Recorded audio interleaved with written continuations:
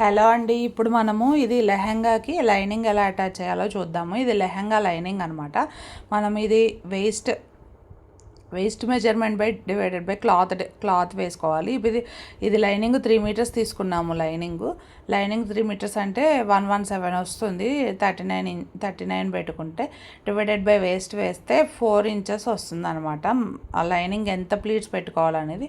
ఇది లెహెంగా ప్లీట్స్ కాబట్టి లైనింగ్ కూడా లోపల ప్లీట్సే పెట్టమన్నారు. అలాగా మనం ప్లీట్స్ పెట్టాలి అంటే మనం వేస్ట్ ఎంత ఉంది దాన్ని బట్టి క్లాత్ ఎంత ఉంది డివైడ్ చేసుకొని మనం ప్లీట్ ఎంత పెట్టుకోవాలి వేస్ట్కి కరెక్ట్గా ఎగ్జాక్ట్గా సరిపోయేటట్టు అనేది చూసుకోవాలన్నమాట.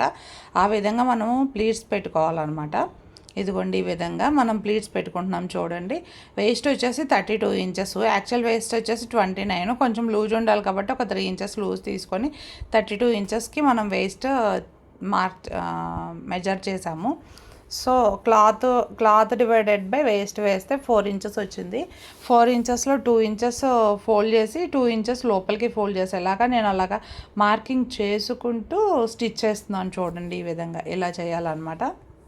ఇలా మనము లైనింగ్ని ఫోల్డ్ చేసుకుంటూ మార్కింగ్ చేసుకున్న విధంగా ఫోల్డ్ చేసుకుంటూ వెళ్ళాలన్నమాట. మనము కరెక్ట్గా మనం ఫార్ములా యూస్ చేస్తే మనకి వేస్ట్కి కరెక్ట్గా క్లాత్ అడ్జస్ట్ చేయగలుగుతాము. అలా కాకుండా ఎలా పడితే అలా కుడితే మళ్ళీ మనం వేస్ట్కి ఎక్కువ వస్తుంది, తక్కువ వస్తుంది.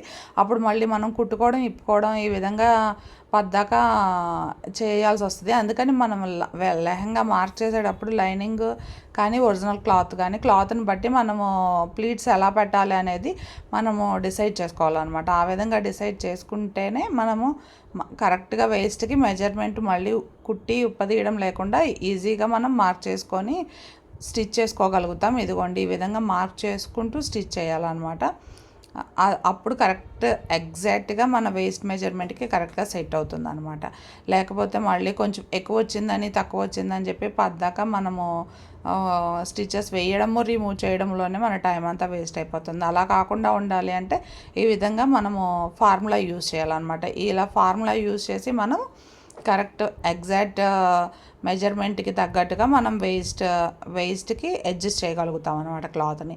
ఇదిగోండి ఈ విధంగా ఇంకా లాస్ట్కి వచ్చేస్తుంది మన క్లాత్ మెజర్మెంట్స్. అలా పెట్టుకొని మనము మార్క్ చేసుకుంటూ ఫోల్డ్ చేసుకుంటూ స్టిచ్ చేసుకుంటూ ఉండాలన్నమాట. ఇది కుట్టిన తర్వాత చాలా బాగా వచ్చింది లెహంగా.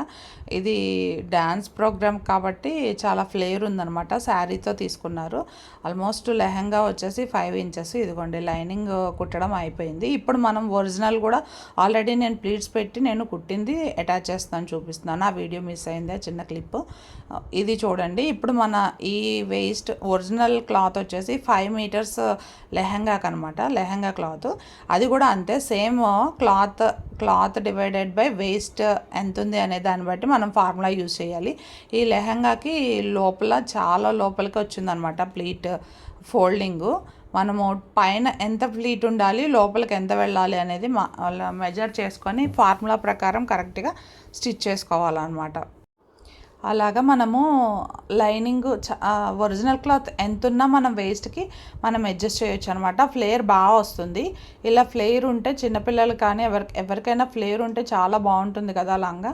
అలా అనమాట. ఇది డ్యాన్స్ ప్రోగ్రామ్కి కాబట్టి మొత్తము శారీ తీసుకొని బ్లౌజ్ వచ్చేసి మనం అలా స్టిచ్ చేసుకుంటూ వచ్చేసాము. ఇప్పుడు కరెక్ట్గా మళ్ళీ మొత్తము లైనింగ్ ఒరిజినల్ పెట్టి కుట్టేసిన తర్వాత ఇంకో కుట్టు మళ్ళీ గట్టిగా ఉండడం కోసం మనము గట్టిగా ఇంకొక స్టిచ్ వేసుకోవాలన్నమాట దాని మీద. అలా కుట్టేటప్పుడు లైనింగ్ ఎక్కువ బరువు ఉంటుంది, శారీ ఎక్కువ బరువు ఉంటుంది కాబట్టి లైనింగ్ వెనక్కి వచ్చేస్తుంది. అది ఇలా ముందుకు వచ్చేసి మన స్టిచ్చెస్లో పడిపోతుంది. అలా రాకుండా మనం సరి చేసుకుంటూ అడ్జస్ట్ చేసుకుంటూ నీట్గా అదుకోండి అలా వెనక్కి అనుకోవాలన్నమాట. ఏం లేదు, మనం ముందుకు లాగేటప్పటికి ప్లీట్ వచ్చి ముందు స్టిచ్ దగ్గరికి వస్తుంది. అలా స్టిచ్ దగ్గరికి వస్తే తిత్తులుగా వస్తుంది అనమాట. ఆ విధంగా రాకుండా మనము కొంచెం జరుపుకుంటూ క్లాత్ని అడ్జస్ట్ చేసుకుంటూ చక్కగా నీట్గా ఒకటి కుట్టేయాలి. ఇదిగోండి చూడండి వేస్ట్ కరెక్ట్గా వచ్చిందా లేదా నేను మీకు చూపిస్తున్నాను. ప్లీజ్ నా వీడియోని like, share and subscribe my channel.